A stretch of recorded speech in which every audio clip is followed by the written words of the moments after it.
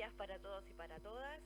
Muchísimas gracias por la invitación al Sistema de Naciones Unidas en Uruguay, particularmente al Programa de Naciones Unidas para el Desarrollo, a la Oficina del Alto Comisionado de las Naciones Unidas para los Derechos Humanos y también, por supuesto, a la Oficina del Comisionado Parlamentario, que fueron los tres socios estratégicos para esta consultoría.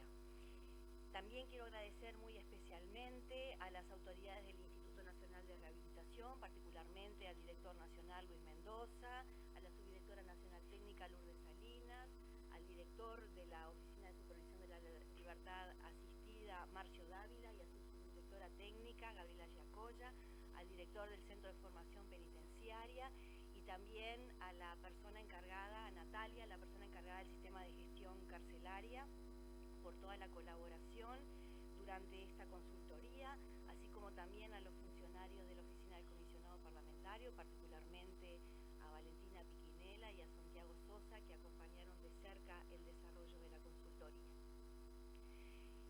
Este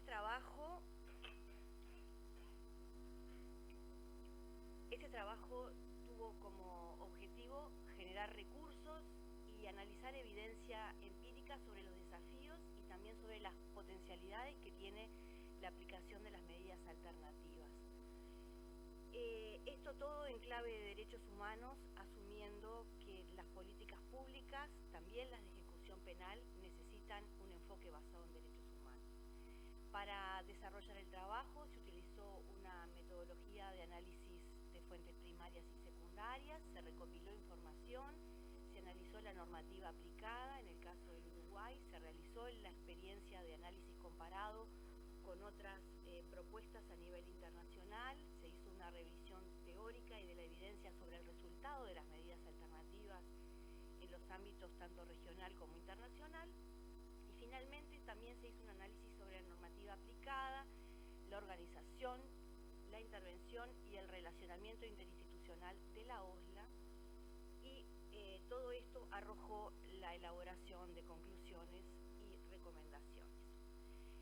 Por una cuestión de tiempo y de poder optimizar de alguna manera el intercambio en la jornada de hoy, esta presentación va a ser muy concreta, muy sintética y va a abordar básicamente 4 puntos de los trabajados durante la investigación. En primer lugar, vamos a ver un breve contexto y básicamente por qué fortalecer las medidas alternativas, la efectividad que tienen las medidas alternativas a través de la evidencia que arrojó este estudio, la aplicación, un análisis también sobre la aplicación de las medidas alternativas en el Uruguay, y finalmente vamos a ver un resumen de las conclusiones y las recomendaciones del trabajo realizado. En primer lugar, quiero hacer un breve contexto. Si bien la mesa inicial colocó el tema central sobre la necesidad de comenzar a debatir en el ámbito nacional sobre el uso de las medidas alternativas a la privación de libertad, quiero comentar que este debate nos trasciende ampliamente, que es un debate que está muy instalado a nivel regional y también internacional, aunque ya hay diversas experiencias a nivel de país que han de alguna manera emprendido el proceso de fortalecimiento y de profesionalización de sus sistemas de medidas alternativas. Y esto a pesar de que también a nivel regional e internacional el delito crece. O sea, esta circunstancia que nos sucede, no es una novedad, no es un fenómeno exclusivo para el Uruguay, sino que es un fenómeno de contexto internacional. Y también es un fenómeno de contexto internacional que para responder al crecimiento del delito, los países apelen a la privación de libertad como recurso privilegiado, yo diría como recurso hegemónico. También la experiencia internacional, como lo dijeron en la mesa anterior, evidencia que necesariamente más cárcel no implica un descenso de los niveles de criminalidad. No hay una linealidad, no hay una correspondencia biunívoca entre la incapacitación temporal y la reducción de los delitos. Más bien, como se ha dicho, lo que sí señala la evidencia es que, por lo menos a lo largo de su historia moderna o más contemporánea, la cárcel es bastante ineficiente al respecto, porque no solo no disuade, sino que tampoco rehabilita.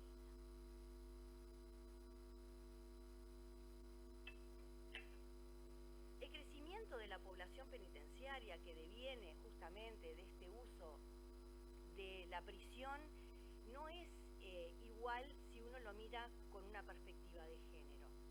Por ejemplo, en las últimas 2 décadas,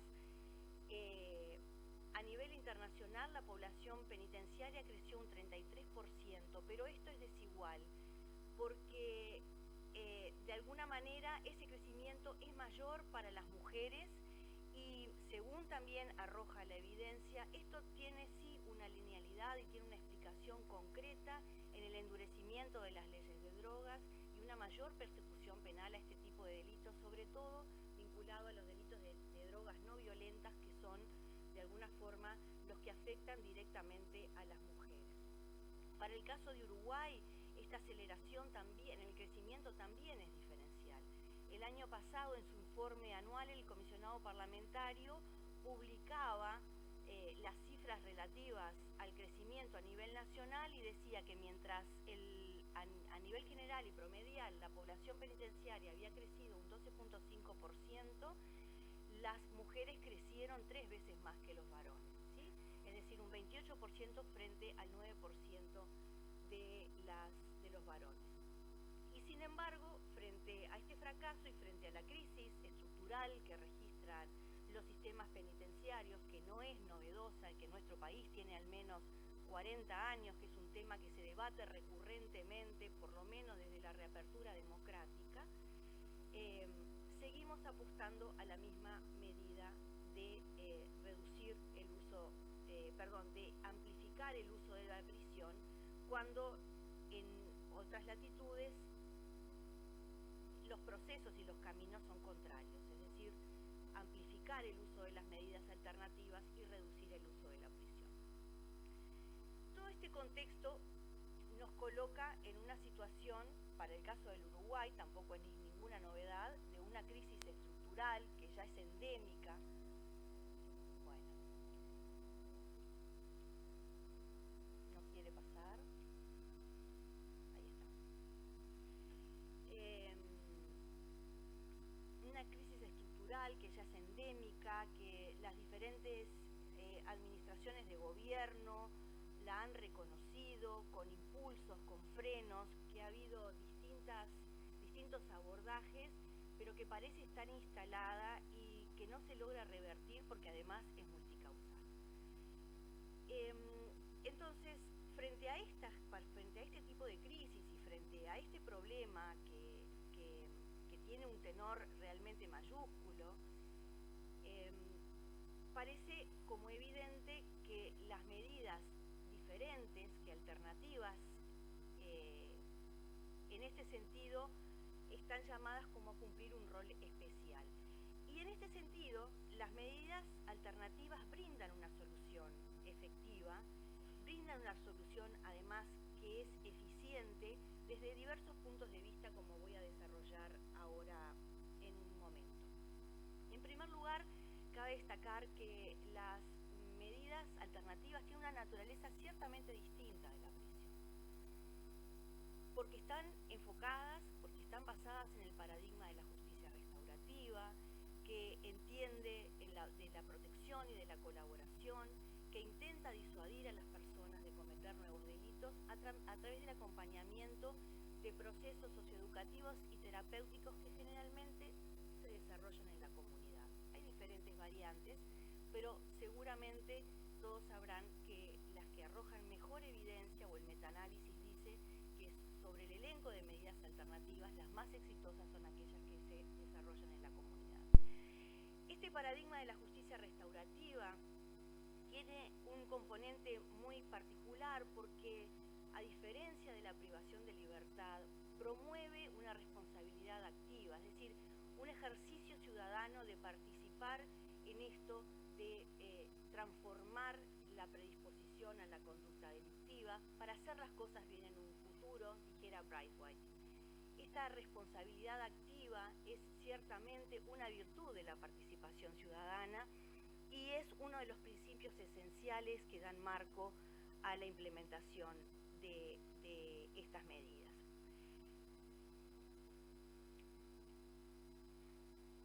Como señala ahí la filmina, son diversos los instrumentos internacionales de protección de los derechos humanos que aconsejan o prescriben el uso de las medidas alternativas. Por nombrar algunos, las reglas de Tokio, las reglas de Bangkok, los principios y buenas prácticas sobre la protección de las personas privadas de libertad en las Américas, en el sistema regional, y también, más recientemente, la resolución del Consejo Económico y Social sobre los principios básicos para la utilización de programas de justicia restaurativa en materia penal. Esto es, de alguna manera, también un marco de estándares del derecho internacional de los derechos humanos que da una solidez importante a la recomendación de su aplicación. Y, finalmente, algo que no podemos dejar de considerar, sobre todo en el marco de la entidad que tienen los sistemas penitenciarios en nuestra región, en América Latina, estoy hablando de número, de cantidad de personas privadas de libertad, cantidad de edificios, pero también condiciones de reclusión, cantidad de personal penitenciario y extrapenitenciario dedicado a sostener de alguna manera las intervenciones dentro de la privación de libertad, es la dimensión de la costo-eficiencia de las medidas alternativas frente a la privación de libertad. Todas estas razones, junto a los buenos resultados que la evidencia señala, parecería ser un cúmulo de razones, un pool de razones suficientemente sólido como para animar a que un país como el Uruguay comience a fortalecer esta perspectiva. Pero también la efectividad de las medidas alternativas guarda relación directa con su calidad, ¿verdad? En ese sentido, programas con enfoques adecuados, presupuestos, buena administración, seguramente van a desarrollar intervenciones más pertinentes que a su vez arrojarán mejores resultados. Entonces, en buena medida, la legitimidad de las medidas alternativas está en relación directa con la calidad, con su calidad. Hay 4 factores cardinales, dicen los principios de las prácticas efectivas. Ustedes sabrán que allá por la década de los 70, cuando de alguna manera la decepción ganó en la academia, de la mano de aquella famosa investigación de Martinson del Nothing Works, nada funciona en materia de rehabilitación, la respuesta desde la investigación fue, bueno, justamente sistematizar algunas prácticas y algunas experiencias que sí arrojaban buenos resultados, y esto trajo de alguna manera aparejado el paradigma de las prácticas efectivas. Y en estas prácticas efectivas, dicen los teóricos, pero también las personas que aplican estos sistemas, que hay algunos elementos que son comunes. En primer lugar, que para que las medidas alternativas sean efectivas, necesitan una evaluación integral de la persona que está sujeta a ellas. Y cuando me refiero a evaluación integral, tiene que ver no solamente con la evaluación que está directamente asociada al riesgo de reincidencia o a futuras conductas delictivas, sino también al pronóstico de daño para sí mismo, para terceros, y fundamentalmente cuáles son sus factores de protección, porque en la medida que las penas alternativas se desarrollan en clave comunitaria, que la intervención va dirigida a la persona, pero también toma en cuenta y necesita de la comunidad, de las redes sociales próximas y de el entorno, es necesario saber muy detalladamente cuáles son esas redes para planificar esa intervención. Esa intervención además es planificada con una intencionalidad particular. ¿Cuál es esa intencionalidad? Justamente la de poder incidir en esos factores dinámicos que están asociados directamente a la conducta delictiva, pero que son susceptibles de cambio. Y como resultado de esta intervención, dice el principio de las prácticas efectivas, que se espera la disminución de la conducta delictiva. Acá hay un diagramita muy sencillo.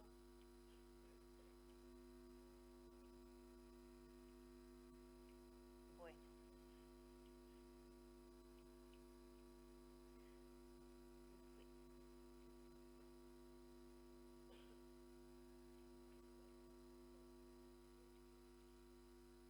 Ahí. Hay un diagramita muy sencillo que muestra justamente este planteo que hace a la integridad de las prácticas. La efectividad de las medidas, entonces, está directamente relacionada con esta integridad que toma en cuenta estas dimensiones. Hay algunos elementos comunes en esas prácticas exitosas, algunos que me parece importante señalar para tomar en cuenta en la experiencia uruguaya. En primer lugar, es que la evaluación diagnóstica de las personas se realiza justamente con el centro en las variables directamente y causalmente relacionadas con la conducta delictiva. Y esta evaluación se realiza en forma previa a la sentencia. Donde mejor funciona es cuando esta evaluación se practica con anterioridad a la imposición de la sentencia, no ya para confirmar la sentencia privativa o no privativa de libertad, en una suerte de decir, bueno, la persona va a poder o no sostener la medida, sino al revés, para poder planificar una intervención pertinente y para poder, de alguna manera, intervenir en aquellos riesgos específicamente señalados a nivel individual y social. También es necesario aclarar que esta intervención toma en cuenta los perfiles diferenciales de las personas infractoras y, por supuesto, como señala el modelo de riesgo, necesidad y disposición a responder, la intervención es directamente proporcional al riesgo de reincidencia. Es decir, si el riesgo es escaso, no solamente no amerita una pena privativa de libertad, sino que además la intervención en programas destinados a reorientar los factores dinámicos tampoco debe ser de un tenor sustantivo. Una cosa final, pero no menor, es que la intervención debe ser sensible al género. Esto quiere decir que necesariamente los programas deben abordar las particularidades que hacen a la criminalidad femenina, sus necesidades y, por supuesto, sus circunstancias específicas. ¿Qué pasa en el caso del Uruguay? Y vamos ahora a abordar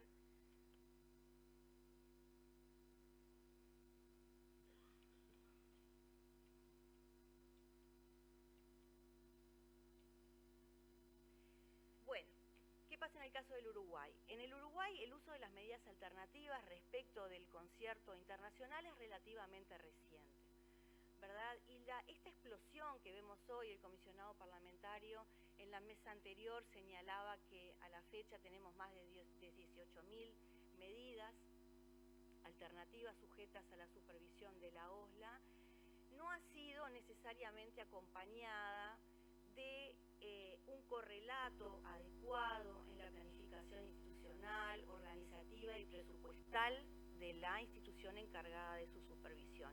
Y esto impacta, obviamente, en la calidad de la gestión de las medidas y también en su legitimidad. Y esto de la debilidad de las medidas alternativas tiene como una doble vertiente.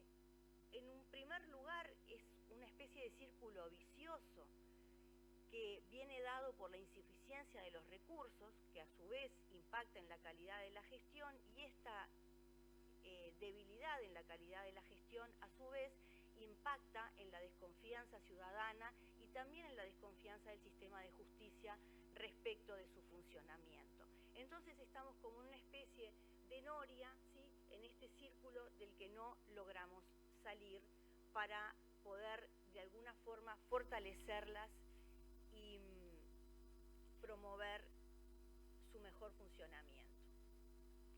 Para trabajar en el análisis de la intervención de la OSLA, este trabajo abordó, en primer lugar, el análisis y la sistematización de las penas impuestas y que están supervisadas por la OSLA, penas alternativas, la intervención técnica que desarrolla la OSLA en la supervisión de tales medidas, un análisis de la intervención interinstitucional, porque ciertamente las medidas alternativas trascienden la intervención de la OSLA y están llamadas a convocar al resto de las agencias institucionales, estatales, pero también de la sociedad civil, que tienen que ver con la gestión de las diversas necesidades humanas. Y finalmente vamos a hablar un poquito de algunos hallazgos y algunas consideraciones. En primer lugar, el volumen, ¿verdad? El volumen para el Uruguay es un dato sorprendente,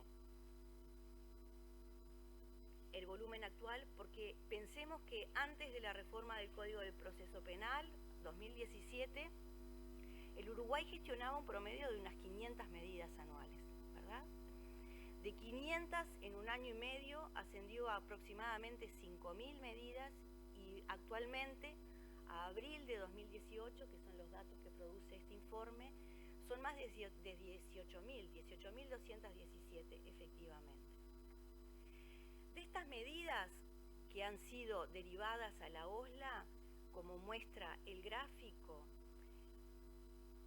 un tercio aproximadamente, el 29%, están a la espera de la decisión judicial porque la OSLA informó un incumplimiento parcial o total.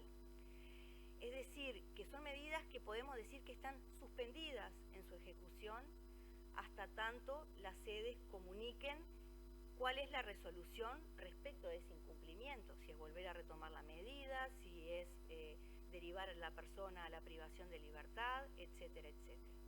Es un tercio, es un conjunto muy importante, ¿verdad? Otro tercio de las medidas que supervisa la OSLA son las tareas comunitarias derivadas por los juzgados de faltas, ¿verdad? Estos trabajos que tienen una duración de entre 7 y 30 días, que forman parte justamente del repertorio, del elenco de medidas que está incluido en la ley de faltas, y el otro tercio fundamentalmente son las libertades a prueba. Este nuevo instituto que creó las leyes modificativas del nuevo Código del Proceso Penal y que derogó también la libertad vigilada y la libertad vigilada intensiva. Respecto de su ubicación, bueno, se desconfiguró un poco. Respecto de su ubicación, como muestra la gráfica, ahí están preferentemente o mayoritariamente localizadas en el área metropolitana, ¿sí? Montevideo, Canelones, San José, y esto obedece también a la génesis de la Oficina de Supervisión de la Libertad Asistida, que como se creó por decreto del año 180/2010, en la órbita de la vieja Dirección Nacional de Cárceles, que solamente tenía injerencia sobre las cárceles del área metropolitana, de alguna manera su gestión quedó supeditada mayoritariamente a esta área del país. Sin embargo, crecientemente, como se ve, han ido cobrando vigor también en el resto de los departamentos de la República. Respecto de la población, aquí tenemos uno de los grandes nudos, porque los sistemas de información, no solamente el Instituto Nacional de Rehabilitación y particularmente el de la OSLA, sino también el de la Fiscalía General de la Nación y el Sistema de Información del Poder Judicial, no brindan datos demasiado desagregados, ¿verdad? Por ejemplo, de las variables sociodemográficas solamente conocemos el sexo, ¿verdad? Sabemos que la relación es más o menos similar a la de la población privada de libertad, es una población mayoritariamente masculina, en este caso el 85% son hombres y el 14% son mujeres. Sabemos además que son, y al igual que la población privada de libertad, personas fundamentalmente jóvenes, ¿sí? Vemos que los mayores tramos están entre los 18 y los 24 años y luego hasta los 40 años, ahí está el grueso. Repite de alguna manera la característica de la población privada de libertad, masculina, fundamentalmente joven.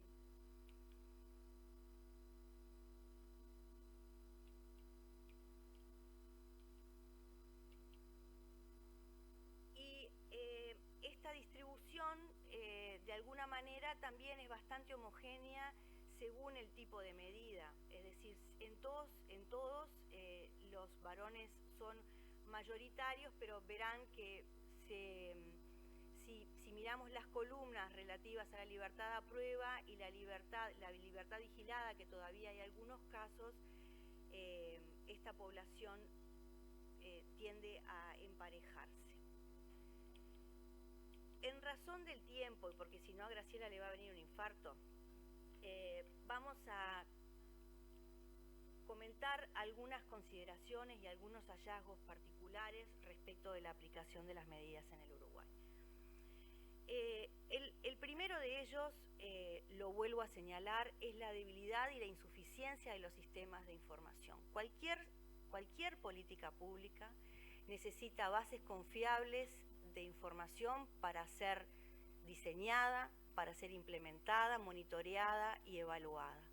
Sin bases de información suficiente, transparente, desagregada, según variables sociodemográficas, pero también sobre características acordes al perfil de riesgo de las personas privadas de libertad, información sobre las circunstancias y los factores asociados a la conducta delictiva, así como también los factores de protección, la intervención siempre va a quedar escasamente o mal planificada.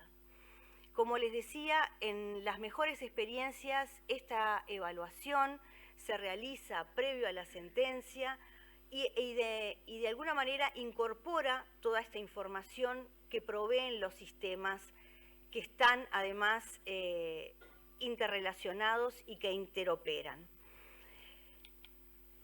La evaluación además en los mejores sistemas se aplica a todas las personas independientemente de la medida e inmediatamente, cuando no se hace en forma presentencial, inmediatamente que ingresa a la ejecución de la medida, ¿sí? Bueno, esto está muy díscolo. La OSLA ha sido creada con el fin de administrar las medidas alternativas y fue creada desde su inicio como una unidad especializada, pero en similar posición de los establecimientos penitenciarios, ¿no? Así lo dice el decreto 180/2010. Sin embargo, como hemos señalado, las medidas alternativas distan sustantivamente de las medidas privativas de libertad en su concepción, en sus fines, en sus propósitos, en los cometidos y fundamentalmente en los modos de hacer. Entonces, como además están enmarcadas en un paradigma de justicia restaurativa que busca responder al delito con prácticas constructivas, distintas a las punitivas tradicionales, con base en la responsabilidad de las personas, jerarquizando el lugar de la víctima frente al ofensor también y frente al conflicto, también reintegrando o buscando reintegrar a la persona que cometió el delito a la comunidad, es sustantivo revisar justamente la organización del sistema de medidas alternativas, porque ni los lineamientos que orientan la privación de libertad, ni la estructura organizativa de la prisión son pertinentes para gestionar las medidas alternativas.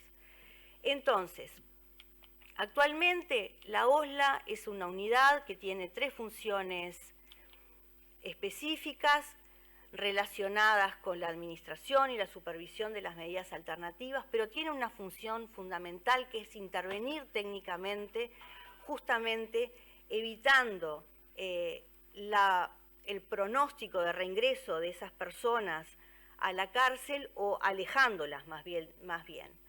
Entonces, en las diferentes experiencias analizadas, los sistemas penitenciarios se relacionan con los sistemas de medidas alternativas, pero funcionan mejor si son sistemas autónomos, ¿sí? Que tienen bases comunicantes, que se retroalimentan en la información, pero que tienen autonomía técnica, presupuestal y organizativa. En consecuencia, cualquier plan para fortalecer las medidas alternativas debería considerar la posibilidad de reestructurar el sistema de gestión de las medidas para que tenga autonomía técnica, para que tenga independencia de gestión y, por supuesto, tenga un presupuesto acorde que le permita dotar de infraestructura, personal, vehículos, sede y todo otro recurso fundamental. La OSLA además necesita vincularse en el entramado interinstitucional que le dé soporte, porque por sí sola las medidas alternativas, por sí sola la OSLA no puede gestionar las medidas alternativas, porque hay un conjunto de prestaciones que son parte del principio de especialidad de otras instituciones del Estado y que esas instituciones del Estado están llamadas también a proveer esas prestaciones en este perfil particular de población. Vamos a saltear a las recomendaciones generales. En primer lugar, es necesario revisar la legislación para establecer el uso de las medidas alternativas en todas las etapas del proceso penal, así como se hacen las mejores experiencias del mundo, reservándose la prisión como último recurso. En este cambio, obviamente, conviene fortalecer los procesos de formación de todos los actores del sistema penal y también campañas de promoción e información destinadas a la población. Es necesario que el Uruguay aborde en forma más temprano que tarde una ley de ejecución penal moderna, integral, armonizada con los estándares internacionales de derechos humanos, que de alguna manera reúna todas las dimensiones necesarias de consideración en la ejecución penal para la reinserción social. Esto de la mano de una política pública de ejecución penal que tiene que tener el carácter de política de Estado, con las características particulares que hacen a las políticas públicas. Tiene que estar planificada, tiene que ser sustentable, con tiempos de ejecución de corto, mediano y largo plazo, tiene que desarrollar acciones mensurables sobre fuentes de información transparente y confiable, tiene que racionalizar los recursos disponibles y además tiene que convocar al saber experto, a los actores involucrados y a la sociedad civil en su planeación. Además, es fundamental que el Uruguay discuta la posibilidad de escindir los dos sistemas que, como hemos dicho, responden a lógicas diferentes. Un capítulo sustantivo es abordar la necesidad de producir información necesaria para implementar, monitorear y evaluar la política de ejecución penal. No solamente para las medidas alternativas, también para las medidas privativas de libertad. El sistema de gestión carcelaria ha sido un paso sustantivo en ese sentido, pero es necesaria información más desagregada que responda al perfil sociodemográfico y que considere también el enfoque de derechos humanos que permita un análisis interseccional de las diversas vulnerabilidades. Si la OSLA decide sostener su enfoque de trabajar sobre los riesgos asociados al delito, además de profesionalizar la evaluación, necesita también desarrollar y gestionar un sistema que le permita sistematizar los informes de evaluación que produce y que también le permita sistematizar, dar seguimiento y monitorear los planes de intervención que realiza sobre las diferentes medidas. A la luz de la experiencia internacional, finalmente es también necesario desarrollar modelos basados en evidencia.